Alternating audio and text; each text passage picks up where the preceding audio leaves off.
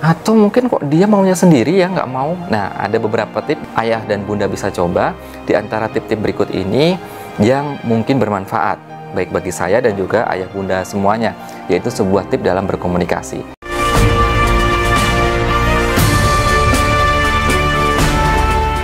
Assalamualaikum warahmatullahi wabarakatuh. Ayah bunda hebat dimanapun Anda berada, alhamdulillah kita berjumpa lagi. Dan insya Allah pada kesempatan kali ini saya ingin share tentang bagaimana, apa, dan faktor-faktor apa yang seringkali kita lupakan ketika kita berkomunikasi dengan Ananda.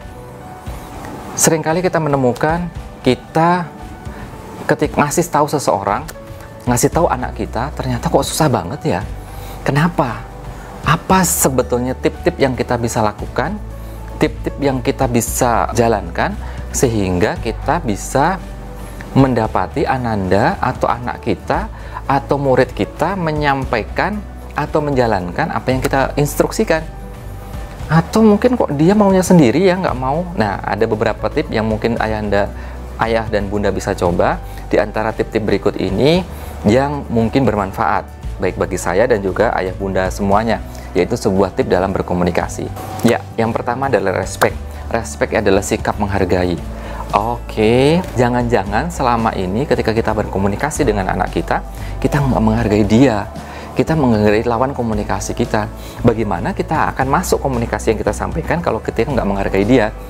Oh, maka langkah pertama yang harus kita lakukan ketika kita melakukan proses komunikasi, maka hargai lawan bicara kita.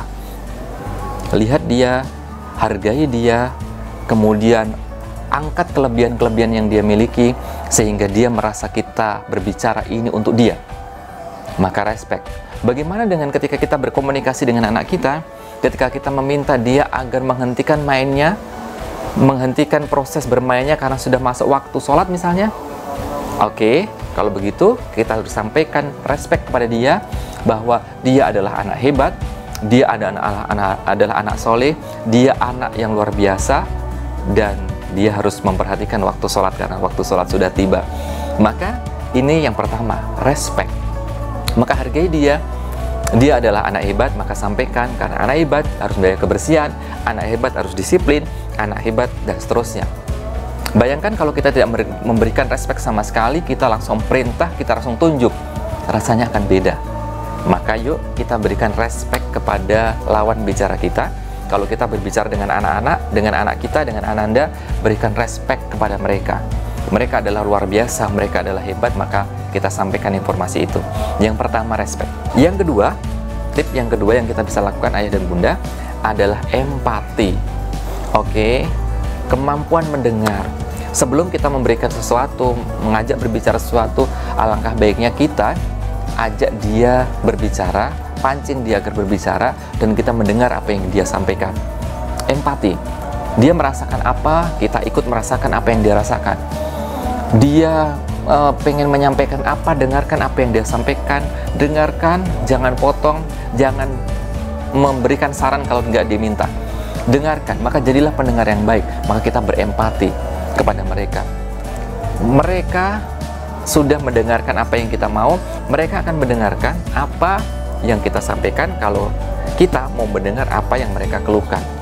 Oleh karena itu empati menjadi penting. Ya, jadi yang pertama adalah respect, yang kedua adalah empati. Faktor yang ketiga setelah respect, setelah empati, faktor yang ketiga mungkin kita bisa coba sama-sama ayah bunda, yakni humble, yakni rendah hati. Jadi komunikasi itu akan efektif kalau kita rendah hati. Walaupun kita dalam posisi yang benar misalnya, kita harus rendah hati, kita minta maaf kepada anak kita sering-seringlah berterima kasih kepada anak kita, humble. Jadi sikap humble ini ternyata bisa menyentuh hati dan melunakkan hati, sehingga memudahkan ketika kita berkomunikasi dengan Ananda. Dan insya Allah, yuk kita sama-sama coba. Kalau hari ini kita sering menemukan, susah banget ya komunikasi dengan anak kita, susah banget ya komunikasi dengan orang lain, susah banget ya komunikasi menyampaikan keinginan kita agar anak kita nurut dengan kita. Jangan-jangan kita meninggalkan 3 faktor tadi. Yang pertama adalah respect, kita tidak respect. Yang kedua, kita tidak empati. Yang ketiga, kita tidak humble atau rendah hati. Yuk sama-sama memantaskan diri sebagai orang tua, memantaskan diri sebagai guru, memantaskan diri dengan siapapun untuk terus belajar.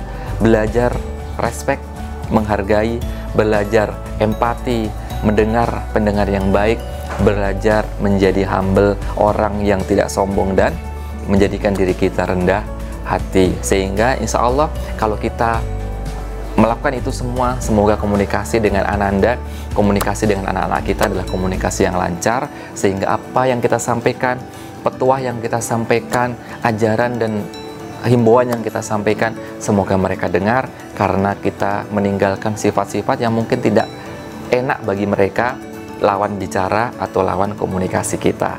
Selamat menjadi komunikator yang hebat, para orang tua hebat. Selamat menjadi orang tua hebat yang komunikasinya selalu menyentuh hati Ananda. Selamat menjadi guru-guru hebat yang komunikasinya dimengerti oleh murid-muridnya. Dan yuk kita sama-sama belajar menjadikan lisan kita adalah lisan-lisan yang bermanfaat. Terima kasih, semoga bermanfaat. Mohon maaf. Assalamualaikum warahmatullahi wabarakatuh.